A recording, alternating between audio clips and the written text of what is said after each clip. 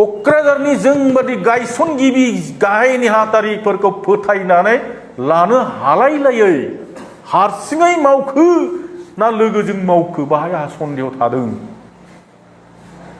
देबोरगाव समस्तिखौ बिसार्जन जे खालामबायथ' खालामबाय बावबो थिगैनो दं। दा मानो बिसार्जन खालामखांनायनि उनाव बेनो प्रुफ मा बिसार्जन खालामखो, माखौ फोसावहरखो, माखौ फोजावहरखो जुदि सोंनाय जायो, नैबे नाम्बार 1 मोनसे जुक्ति आं बेखौ होनो नागिरगोन। जोंना मानाव गेदेर MLA लरेन्स इस्लारि बिथाङा देबोरगावनो गोसो मोदोम थैयै अरै गेलेनो लुबैनानै देबोरगाव सौथुमस्थियाव ओंखारबोदोंमोन। हठात मानो गोमानांखो बिथाङालाय? मा खारनाव गोमानांखो? बे गिदिर मोनसे सोंथि। बिथाङा बेखौ बुंनो नाजादों, आं 1 खरस खालामबा हाग्रामा 10 कोटि खरस खालामगोन होननानै मानसिफोरनि गाव गोमानायनि मोनसे खारनखौ बेजों दिन्थिनो नागिरदों। That is not valid जुक्ति, बे जुक्ति नङा बे। That is not valid logic। बिथाङा सासे MLA आरो सायख'सारि होनो जायखौ सागानखारि, आरो बिथाङा सासे क'क्राझार जिल्लानि आफादगिरि। बे एथ' नहा लजिकजों रावबो लाया बे नहा लजिकखौ। जाय हक बिथाङा सालाखाथियाव थांनांबाय, नाम्बार 1। द्वितीयते आं गोलाव बाथ्राखौ बुंला, माबानो जासिदोंमोन, आब' प्रतिभानो जासिदोंमोन, आब' बिना गयारिखौ जासिदोंमोन देबोरगाव माव गेलेनो थाखाय, नाथाय बिसोरबो गेलेयाखिसै। खाम्फा बरगयारि मानाव गेदेर डिपुटि चिफ आगोलनि बिथाङा दा गेलेनानै दं। बिथाङा गेलेदोंब्लाबो अल्टारनेटिभ अपसन लानायनि गेजेरजोंसो दिनैहाय मानाव गेदेर खाम्फा बरगयारिया देबोरगाव समस्तियाव गेलेदों। That means what? मा बुजायनो नागिरदों बियो? मानाव गेदेर लरेन्स इस्लारिया खारखेबाय, खाम्फा बरगयारिया अल्टारनेटिभ अपसन नङाबा गेलेनो हाया, आरो बैसोर आब' सानैयाबो गेलेनो हायाखिसै। दिनै बुद्धदेब मोसाहारिखौ गोदोनाव सेबनानै गेलेनांगौ बुंनो नागिरदों।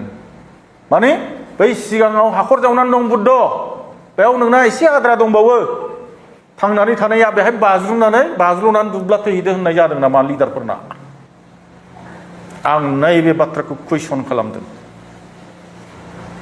दा जायखि जादोला आङो एसेबांखौ बुंथ'वाखैमोन, नाथाय दिनैहाय केम्पिंनि नामाव आंखौ गाहाय थाखोनि जिफोर लिडारफोर ओरैबादि नेग्लिजेन्सि भाषा बाहायनानै केम्पिं खालामगासिनो दं।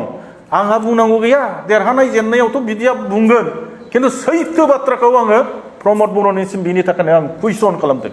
बुं, मानो थाखाय बाव देबोरगावआव गेलेनो केन्डिडेट मोनाखै? बे सैथो बाथ्राखौ बुं, अब्लासो आंखौ दाय होनायनिफ्राय बारग'गोन। दा बे बाथ्रा जायखि जादोला दिनै बेफोर खारननि थाखाय आङो UPPL नि जि नीति, बे नीतिखौ मोजां मोननो हायाखै। कनफिडेन्सआव लालायलायनायनि गेजेरजों, रायलायलायनायनि गेजेरजों आङो दल टेक खालामदोंब्लाबो, बिबान एंगारदोंब्लाबो नेबाय थादोंमोन। नमिनेशन फाइल होनायावबो आं नेदोंमोन, नाथाय प्रमद बर'आ आंखौ खेबसे लिंनानै रायलायनांगौ अनुभब खालामाखिसै, खेबसे फन कल खालामनांगौ अनुभब खालामासै। गैयाथाय गैया 5 बोसोर गभर्नमेन्ट सालायनायाव बिनि खेबसेबो कल रेकर्ड आंनाव गैया। बिराद बिजि जाम्बा होननानै मिथिनो मोनब्ला बिसोरो आंखौ बै समाव हाग्रामाजों गेलेनांगौ जैगथा होननो नाङामोन, आंखौ गेलेहोनो नाङामोन। दिनैसो मानो आंनि जाम्बाखौ बुजिफैदों नामा? जुदि बुजिदोंब्ला दा बेनिखाय आङो बारे बार उइद्र खालामनायावसो आंखौ नारसिनदों। मैयाबो फैबावदों, आंखौ खुलुमफैदों। बे थिनहरदों ना मादों, प्रमद बर'आ थिनहरदों, माखा आंखौ अफिसाव फैनानै खुलुमदों, नों सिरि थादो होननानै। मिनिदों आंनोनो नमिनेटेड एमसिएलए होनोनो हारसा मानसि बिसोरजों थिनहरजाखो ना माखो टिम मोनसे लानानै फैदों UPPL नि स्टुपिड ननसेन्स बुरबक होनो आङो नों आयेन मिन्थिगौ सोर सोर नमिनेटेडआव फैनो हायो होननानै हाया ना मानो मोखां सोम आं सिदा बाथ्रा बुङो जानला मानला फिसा फिसौ मानसिजों आंखौ फाथायनानै बिदि दा खालामथों हा इउजिदाया आंनो फन हरनानै आंखौ लिंहरनानै रायलायोमोनब्ला आं रायलायगौमोन प्रमद बर'आ आंखौ लिंहरनानै आंजों रायलायोमोनबा आं रायलायगौमोन जेरै लरेन्स इस्लारिमोनहा अल्टारनेटिभ अपसन लानानै बेरायनानै थांबाय दिनैहाय बरगयारिया जोंहा दाङरियाया अल्टारनेटिभ अपसन लानानै देबरगाव गेलेबाय आंनो सिटनि माबानि अपसन नाङामोन आङो मोनब्रै मोनबासो मोनसे सर्त दंमोन मा होनोमोन बे सर्तखौ दाबि दंमोन नाम्बार 1 आव दाबिया जाहैबाय आंना देबरगाव समस्तिनिफ्राय नमिनेटेड एमसिएलए दिखांनानै एम खालामनांगौ आरो बे एमखौ मोजां डिपार्टमेन्टआव एम होनांगौ आरो बे एमखौ आं जायनि नाम लागोन बेखौसो होनांगोन आरो बे डिपार्टमेन्टनि आंखौ एडभाइजार होनानै दोननांगोन बे अल राउन्ड एम बाट क'क्राझार साब डिभिजननि थाखाय बियो आंनो 75% पावारखौ हगारना होनांगोन 25% बे क'क्राझार साब डिभिजननि थाखाय बे एम जागोन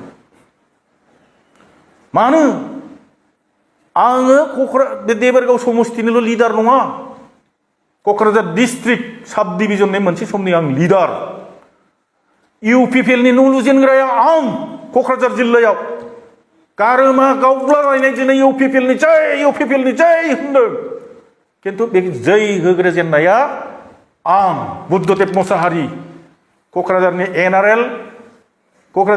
NRL जि पेट्रल पाम्प बे सेराव जोङो मोनसे डिस्ट्रिक्ट लेभेलनि मोनसे मिटिं लादों आरो सेन्ट्रेल लिडारफोरखौ जों लिंहरदों बे मिटिङाव आंनो गिबि खेबनि थाखाय UPPL नि जै होननानै जै दौनि होजेनदों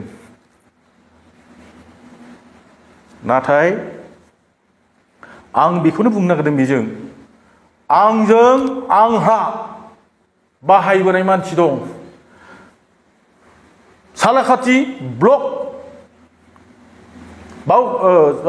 बावखुंग्रि ब्लक फकिरागाम ब्लक दतमा ब्लक बनरगाव ब्लक आरो देबरगाव ब्लकआवथ' दंखासै बैनि फुराना गोजाम लिडारफ्रा दिनैहाय सोरबाया नांगोलाव थांनांबाय माबा मोनगोन आसा खालामनानै सोरबाया BJPआव थांनांबाय सोरबाया गोसो बायनानै न'आव जिरायनानै थानांबाय सोरबाया माबा मोनगोन साननानै UPPLआव दाबो दं बिथांमोनखौ रावबो सिनाया रावबो बिसिनि माबायाव गैया हा बिथांमोनहा ना मान मोनखो ना सन्मान मोनखो UPPLआव थासेयावबो बिसोर सा सुबिदा जेबो गैया